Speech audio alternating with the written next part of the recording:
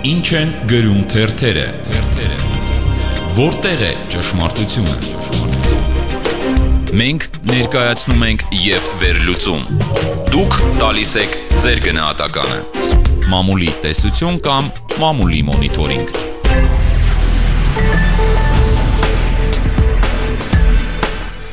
Օրվա հանրապետական մամուլի տեսությունն է Արմ ռադիոյի եթերում։ Երեկվա աշխատանքային օրը հարուստ է եղել դեպքերի իրադարձային զարգացումներով, որոնք նոր շրջադարձեր են խոստանում։ Մամուլը անդրադառնում է կատարվածին։ Զվարթնոտ պատմամշակութային արգելանոց թանգարանը համալրվել է նոր նյութերով, իսկ համալիրում տեղադրվել է նոր գիշերային լուսավորության համակարգ։ Իրականացված պեղումների արդյունքում թանգարանը համալրվել է մի շարք պատմական գտածոներով 3 հանրապետության տարբեր մարզերում հուշարձանների եւ տեսարժան վայրերի միջազգային օրվա առիթով անցկացվել են տարբեր միջոցառումներ։ Զվարթնոցում ցուցադրվել են տարբեր տարիներին հուշահամալիրի տարածքում կատարված պեղումների մասին պատմող բացառիկ փաստավավերագրական նյութեր, արխիվային լուսանկարներ, արժեքավոր աշխատություններ, մենագրություններ, գրում է Հայաստանի Հանրապետությունը։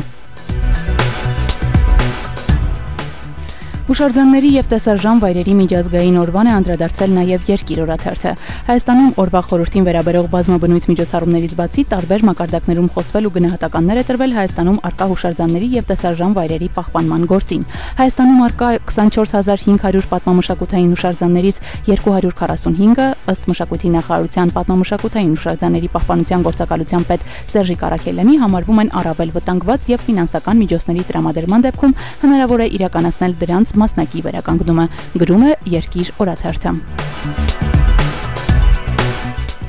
Ալեքսանդր Մանթաշյանցը հանգրվանեց Երևանում, հաղորդում է Պաշտոնաթերթը։ Երևանյան արձան բնակիչներին ավելացել է եւս մեկը Աբովյան փողոցում Սուրբ Կաթողիկե եկեղեցուի հարևանությամբ 3 բացվել է բարերար Ալեքսանդր Մանթաշյանցի արձանը Թորան Ալեքսանդր Մանթաշովի մասնակցությամբ։ Վերջինս ասել է.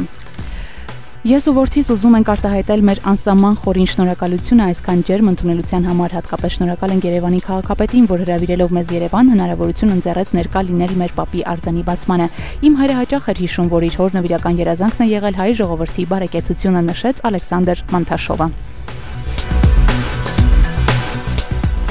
Աշխատանքային այցով Հայաստանում է ատոմային էներգիայի միջազգային գործակալության գլխավոր տնօրեն Յուկիա Ամանոն։ Նրան ընդունել է վարչապետ Տիգրան Սարգսյանը, արտգործնախարար Էդվարդ Նալբանդյանը, էներգետիկայի եւ բնական պաշարների նախարար Արմեն Մովսիսյանը, գրում է Հայաստանի Հանրապետությունը։ Ատոմային էներգիայի միջազգային գործակալության տնօրենը նշել է, որ Հայաստանը կարևոր գործընկեր է հանդիսանում իր գլխավորած կառույցի համար, որովհետեւ այն ունի գործող ատոմակայան եւ ծրագրում է կառուցել նորը։ Արտգործնախարար Էդվարդ Նալբանդյանի հետ զրույցի ընթացքում անդրադարձ է կատարվել փոխադարձ համագործակցությանը Մեծամորի ատոմակայանի, ինչպես նաև Հայաստանում նոր ատոմակայանի կառուցման միջուկային անվտանգությանն առնչվող հարցերին։ Յուկիա Ամանոն իր խոսքում նշել է.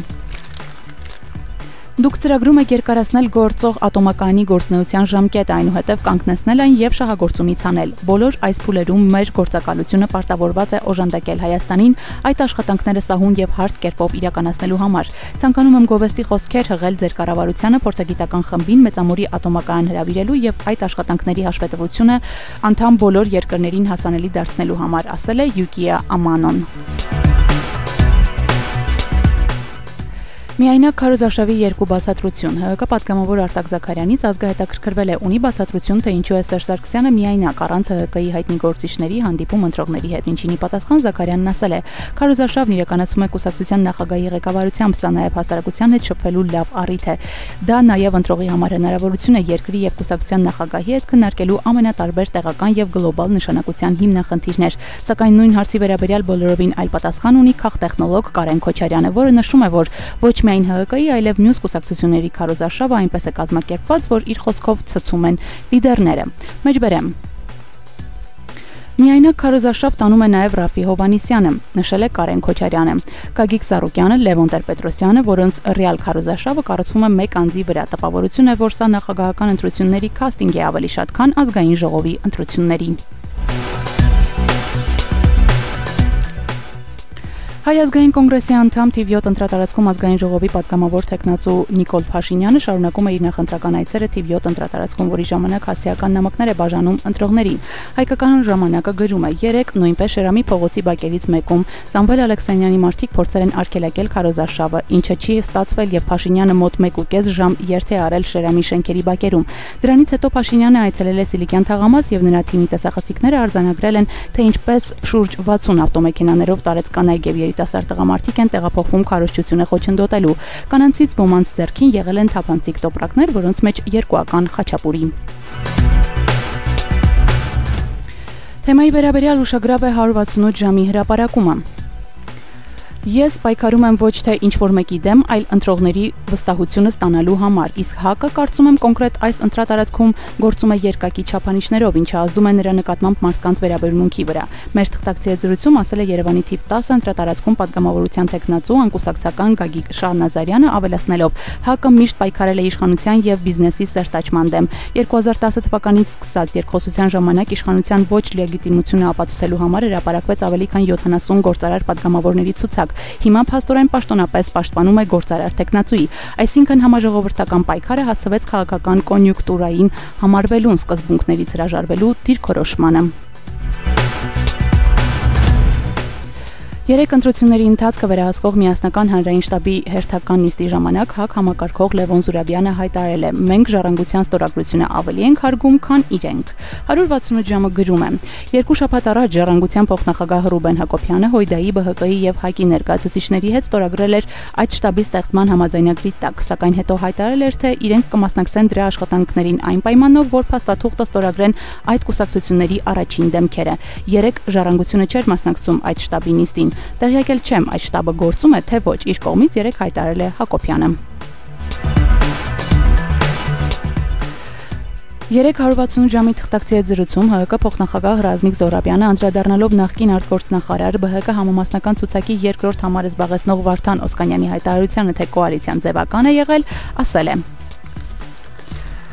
Նույնիսկ Գագիկ Ծառուկյանը նեղացավ, թե ինքը ձևական մարդ է, որ ձևական կոալիցիա կազմի։ Դուրս է գալիս, որ քաշ են եկել մեկի հետևից։ Վարդան Օսկանյանը սխալվում է, կոալիցիան ձևական չի եղել, մինչև հիմա էլ ձևական չեն։ Նման հայտարարությունները սկսվեցին նախընտրական քարոզարշավի սկզբում։ Կամ եթե դու 5 տարի մեկի հետևից ման ես եկել հենց այնպես, ժողովուրդը քեզ կվստահի, իշխանություն կամ լծակ կտա, այսինքն Օսկանյանը սխալ էր մեկնաբանում եւ ինչ որտեղ ի վնաս իրենց եւ հոգուտ մեզ էր հայտարարությունը։ Դրա համար էլ Ծառուկյանը նրան ուղեց եւ կոալիցիան ձևական չէ ավելացրեց։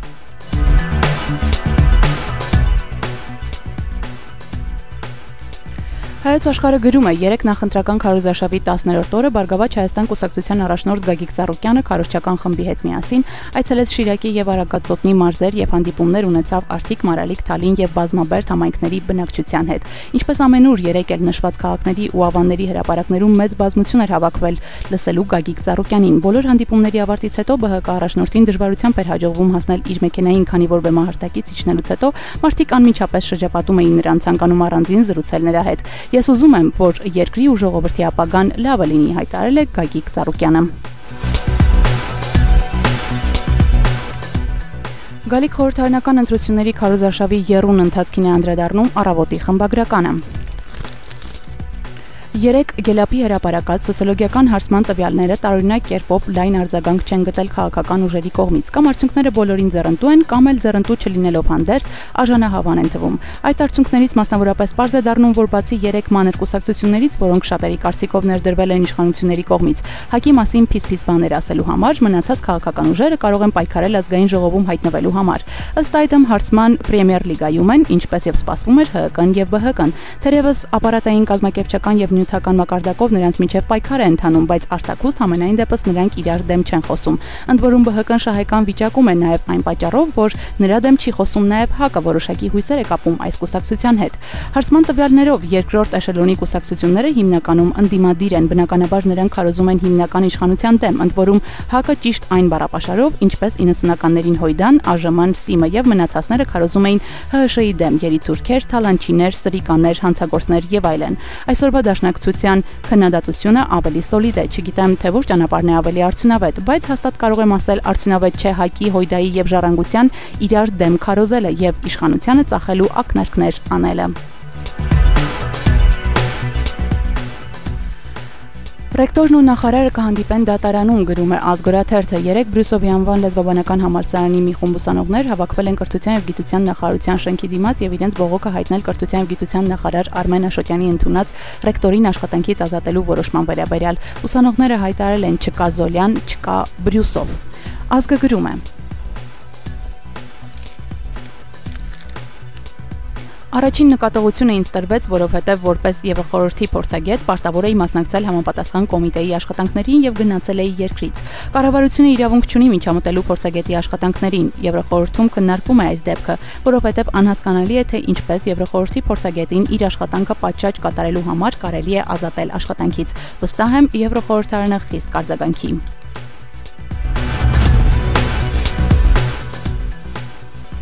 Դալմայի այգիները վտանգված են։ Մի քանի օր առաջ ազգը տեղեկացրել էր, որ Իսակովի պողոտան Լենինգրադյանին կապող հատվածում ճանապարհաշինության քողի տակ ավերում են Դալմայի այգիները։ Արմատ ակումբի բանախոսները երեկ փաստել են լուրը։ Սպառողների ասոցիացիա հասարակական կազմակերպության նախագահ Արմեն Պողոսյանի տվյալներով այդ տարածքում խոյանալու է առանձնատներ եւ զվարճանքի օբյեկտներ։ Ազգորաթերթը գրում է.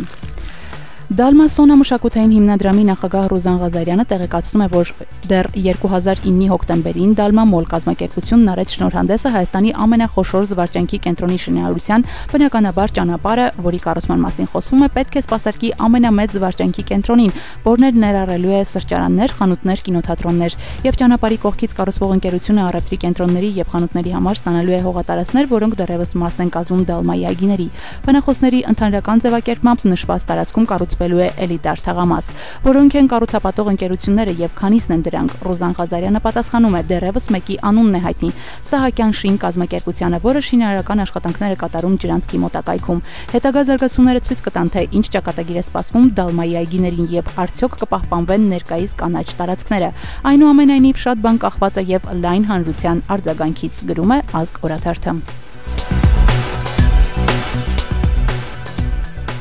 Հայաստանում բենզինի նոր թանկացում է սպասվում։ Բենզինի իրացման շուկայում ներքին խոսակցություններ կան, որ առաջիկայում բենզինի գինը մեզ մոտ նորից կբարձրանա, հասնելով 600 դրամի, գրում է Հայացքը։ Այս տարի բենզինի գները Հայաստանում ռեկորդ սահմաններից էին, ասում են, մայիսը նոր ռեկորդ է բերելու իր հետ։ Ամեն դեպքում այս մտահոգությունները իրատեսական են այնքանով, որքանով իրատեսական է վարելանյութի համաշխարհային շուկայում բենզինի եւ դիզվառելիքի գների հերթական աճը, հաղորդում է Հայացք օրաթերթը։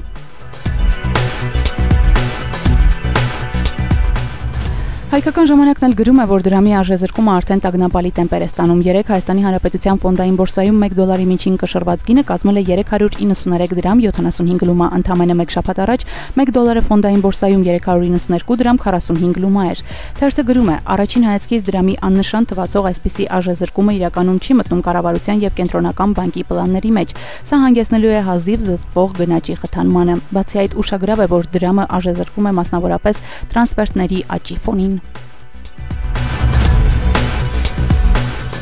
Գյուղ Արաքսի ափին Լեռնային Ղարաբաղի Հանրապետության Հադրութի շրջանի հարավում շուտով գյուղ է հիմնվելու։ Այդ հարցը երեկ քննարկվել է Լեռնային Ղարաբաղի Հանրապետության կառավարությունում հրավիրած խորհրդակցության ժամանակ։ Հայկական ժամանակը գրում է.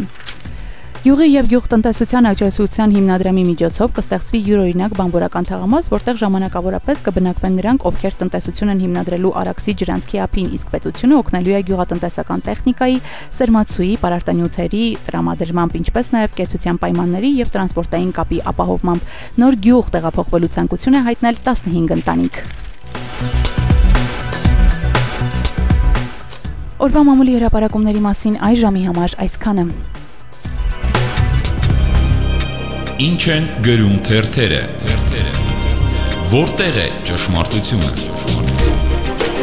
Մենք ներկայացնում ենք եւ վերլուծում։ Դուք տալիս եք ձեր գնահատականը։ Մամուլի տեսություն կամ մամուլի մոնիթորինգ։